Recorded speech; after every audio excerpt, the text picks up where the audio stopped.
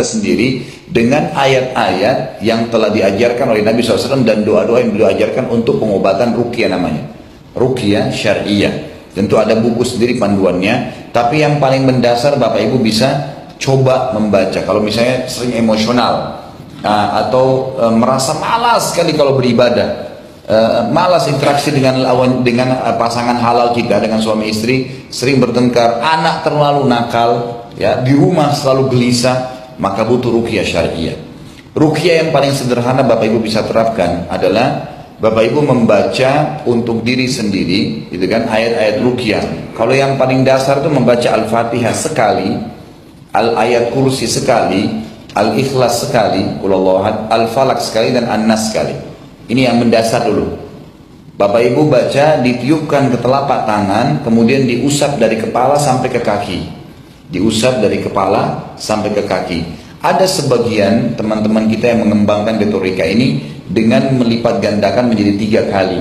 Sekali dibaca, setelah baca Al-Fatihah ditiupkan ke telapak tangan. Kemudian baca lagi ayat kursi, selesai ditiupkan ke telapak tangan. Qul Huwallahu ahad sekali, selesai ditiupkan ke telapak tangan. Kalau Bapak Ibu bisa baca sampai 3 kali lebih bagus. 3 kali, kan gitu. Kemudian baca Qul Huwallahu falaq, kemudian ditiupkan ke telapak tangan sampai selesai. Setelah selesai ya, kemudian baca Qul Huwallahu nas, ditiup ke telapak tangan.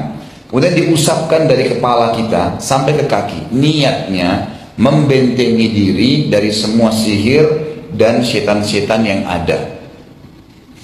Kalau Bapak Ibu akan ruqyah syariah, semua ya penyihir atau dukun yang pernah mengirim setan ke Ibu atau ke Bapak, pernah mengirim sihir, itu akan berasa. Karena dia tahu ruqyah syariah akan memusnahkan sihir di badan kita dari dia, setan-setan, bahkan dia sendiri bisa kena ya ancaman terbunuh dengan ayat-ayat ruqyah.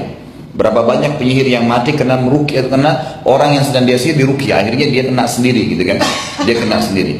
Maka Bapak Ibu pada saat bacaan pertama di ruqyah ditiupkan, kemudian diusap dari kepala sampai kaki, gitu kan. Niat membentengi diri. Kenapa? Karena kalau kita mau meruqyah, tadi saya katakan, syaitan yang ada di tubuh kita ini coba melapor kepada penyihirnya supaya dia mengirim kekuatan baru gitu. Maka kita bentengin diri dulu. Kemudian Bapak Ibu ulangi sekali lagi, baca Al-Fatihah ditiup, baca ayat kursi ditiup, baca Al-Ikhlas ditiup, Al-Falaq dan An-Nas ditiup, kemudian diusap kepala sampai kaki. Niatnya menghancurkan dan memusnahkan semua sihir dan syaitan di tubuh saya. Jadi diusap-usap, gitu kan, diusap-usap dari kepala, telinga, terus sampai ke kaki. Biasanya kalau kita ada interaksi atau ada sesuatu berhubungan dengan masalah ini, alam-alam syaitan dan jin ini, maka kita akan merasakan di usapan bacaan yang kedua ini, mungkin terasa kesemutan punggung kita, mungkin kepala kita tiba-tiba pusing, mungkin tiba-tiba mules mau buang air, mungkin tiba-tiba sendawa, gitu kan. Bisa terjadi. Maka Bapak Ibu tetap aja jalankan, diusap-usap punggungnya, kakinya, mohon maaf, sampai daerah kemaluan diusap sendiri dengan tadi telapak tangan yang sudah ditiup dengan ayat ruqyah sampai ke kaki. Selesai, Bapak Ibu lakukan lagi sekali yang ketiga kalinya, baca dengan yang sama Al-Fatihah, ayat kursi, Al-Falaq, An-Nas, kemudian Bapak Ibu usap lagi ke tubuh dengan niat mengeluarkan dari tubuh kita hasil pembakaran sihir dan syaitan tadi. Biasanya yang ketiga ini reaksinya sangat besar. Tiba-tiba ada yang muntah gitu kan. Ya mungkin dia muntah cairan tertentu, atau bahkan ada yang pernah memuntahkan benda-benda sihirnya. Mungkin bentuk peniti, mungkin bentuk hewan-hewan yang tidak baik seperti belatung dan seterusnya. Itu terjadi kan gitu. Maka dia muntahkan. Nah, kalau dia sudah tahu reaksi ini ada, maka dia mulai menerapi dirinya pada hari itu, mulai hari itu minimal selama 2 minggu ke depan di ruqyah sendiri, ruqyah mandiri namanya. Bacain pagi sore, Bapak bacain begitu. Ya, Bapak Ibu bacain dirinya sendiri. Juga bisa dikembangin kalau Bapak Ibu mau lebih baik pengobatannya menggunakan daun bidara. Tahu daun bidara ya, Bapak Ibu? Kalau tidak, di search aja di Google, tulis daun bidara, nanti kelihatan daunnya. Kalau Bapak Ibu mau beli di tempat-tempat pinggir jalan, tempat-tempat teman-teman kita yang jual pohon, tanya aja pohon apel India, nanti mereka akan lihatkan. Atau kalau mereka paham daun bidara lebih bagus lagi. Kalau selama ini saya tahunya di teman-teman kita tahunya pohon apel India.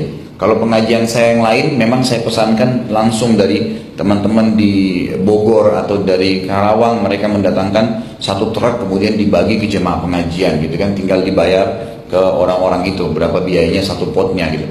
Nah itu ditanam, diambil daunnya 7 lembar.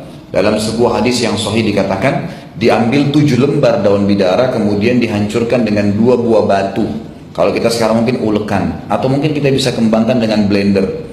Bapak Ibu blender 7 lembar daun bidara, kemudian daun bidara yang sudah bisa kelipatan ya, tapi kelipatan 7, usahakan karena hadisnya 7 lembar, 7, 14, 21 atau 28 diambil. Dan subhanallah pohon bidara ini Bapak Ibu sekalian kalau dicabut tumbuh lagi. Bapak Ibu cabut sekarang, dicabut hari ini, nanti malam sudah tumbuh lagi daunnya, selalu begitu. Di rumah saya tuh banyak sekali di halaman saya tanam pohon bidara ini, karena pohon bidara disunnahkan dipakai untuk memandikan jenazah dan untuk mengobati sihir atau gangguan setan.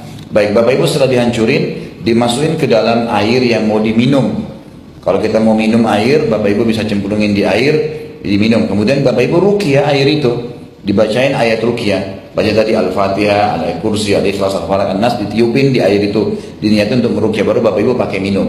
Lebih bagus lagi kalau airnya air zam-zam gitu kan. Kalau enggak air biasa enggak apa-apa. Juga boleh meruqyah ya, dengan air biasa. Air biasa, air dari keran kamar mandi saja, diambil di ember, kemudian dihancurin daun bidara, dicemplungin dalam air tersebut, kemudian Bapak Ibu masukkan telapak tangannya dalam ember, kemudian Bapak Ibu sambil baca ayat ruqyah. Tujuannya masukin tangan ini untuk mengaduk daun bidara tadi yang sudah kita masukin. Nanti Bapak Ibu sambil baca Alhamdulillah, a'udzubillahiminasyaitonirrajim, Bismillahirrahmanirrahim, Alhamdulillahirrabbilalamin, sampai selesai waladhdallin, ditiup ke air itu, niat untuk menjadi air ruqyah. Baca ayat-ayat ruqyah tadi.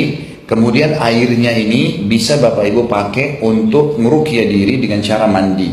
Diambil satu gayung, terus diambil airnya, digusap-gusapin di tubuh. Jadi nggak usah satu ember dihabisin dengan mandi gebiar-gebiur, tapi diambil satu timba, airnya diambil seperti orang pakai balsem, diusapin di tubuh kita dengan niat untuk menghancurkan sihir-sihir itu. Ini juga sama dilakukan 2 minggu. Juga kalau rumah sering gelisah. Di Jakarta nih Bapak Ibu sekarang ada rumah, selalu di dindingnya ada semut dan banyak sekali gitu. Dia sudah berusaha bersihin tetap tidak bisa. Setelah rumahnya diruqyah itu hilang semutnya. Iya.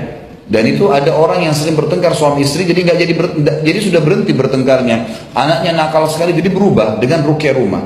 Tadi ruqyah rumah dengan cara air yang sudah dibuat ini, Bapak Ibu bisa diambil kemudian beli alat pel baru. Jangan pakai alat pel yang lama. Air yang itu bisa dipakai untuk ngepel lantai kita. Dan bisa juga diambil semprotan setrika, kemudian diisi air ruqyah, disemprotin dinding-dinding halaman-halaman rumah kita. Ingat, dalam Islam kita nggak butuh penjaga rumah dari jin. Semua syaitan disuruh keluar, nggak boleh ada. Baik kita ataupun rumah kita nggak butuh. Jangan Bapak Ibu bilang, oh nggak apa-apa penjaga saya, enggak. Atau Bapak Ibu mau berusaha untuk punya khadam atau pembantu dari jin, itu nggak boleh. Kita dalam Islam tidak boleh berinteraksi, nggak boleh nikah, nggak boleh ngobrol, nggak boleh makan, nggak boleh apa-apa sama jin. Mereka alam lain, kita alam lain, nggak boleh. Dan kita khalifahnya, kita nggak boleh minta tolong kepada jin-jin itu. Makanya Allah mencap kufur dan musyrik orang yang minta tolong kepada jin. Dalam surah jin diturunkan khusus membahas ayat 1 sampai ayat 17 gitu kan. Jadi Bapak Ibu bisa menyemprot tapi hindari barang elektroniknya. Nanti Ustaz Khalid rusakin TV saya gara-gara saya semprot gitu kan. Jadi bukan itu, tapi dindingnya disemprotin gitu kan dengan niat membacakan ayat ruqyah. Insya Allah 2 minggu. Nah pengalaman yang pernah terjadi pada saat rumah di ruqyah 2 minggu, Bapak Ibu jangan heran kalau misalnya ada pernah terjadi, ini pernah terjadi ya. Pada saat di ruqyah rumah itu ada ular yang keluar, ada kalajengking, ada apalah macam-macam ya, ada laron dan seterusnya, itu biasa selama 2 minggu. Nanti rumahnya akan lebih tenang setelah itu. Di ruqyah, karena biasanya kita tidak sadar memasukkan jimat di rumah. Tadi tanda kutip dari orang-orang yang dianggap pintar atau dukun-dukun ini, itu semua barang yang kita masukkan dari dukun atau peramal atau orang pintar ini, itu namanya buhul. Dan buhul ini semuanya ada setannya, semua ada setannya. Jadi jangan sampai salah paham walaupun cuma kertas. Ingat, jangan terpengaruh dengan tulisan bahasa Arab. Rata-rata di Indonesia penyihir itu memberikan kita lembaran bahasa Arab ya. Dan itu semuanya adalah kalimat kemusyrikan. Ingat, ayat Al-Quran juga Bapak Ibu sekalian, kalau ditambah 1 huruf atau dihapus 1 huruf akan menjadi alat sihir. Ayat Al-Quran bisa menjadi alat sihir kalau ditambah sehuruf atau dikurangi sehuruf. Karena kalau sudah bertambah sehuruf bukan lagi ayat Quran gitu kan. Maka itu bisa dipakai untuk menggunakan, untuk dijadikan alat-alat sihir. Nah ini kita bisa lakukan sendiri. Atau kalau memang kita lihat reaksinya besar, setelah kita ruqyah ternyata ada reaksi-reaksi besar, kita bisa minta tolong kepada ustadz-ustadz yang paham untuk di follow up ya ruqyah ini sehingga bisa tuntas semuanya. Ini dalam Islam pengobatan dan bagaimana mengenali penyakit serta menanganinya. Allahu a'lam. Sudah sampai sini atau masih lanjut? Sudah. Baik. Kita tutup sampai sini. Kayaknya masalah ruqyah sudah menutupi semua ya. Pertanyaan nggak jadi. Baik, saya sarankan juga sebagai penutup Bapak Ibu bisa beli ada buku doa terapi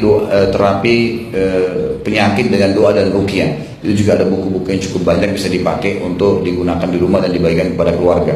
Baik, kita sampai sini menutupnya dengan kafaratul majlis. Subhanakallahumma bihamdika asyhadu an la ilaha illa anta astaghfiruka wa atubu ilaik. Wassalamualaikum warahmatullahi wabarakatuh.